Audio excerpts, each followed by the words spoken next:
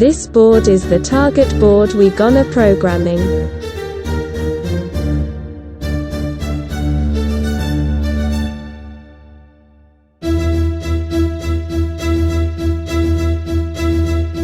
This area is the boot points to contact the probe pins.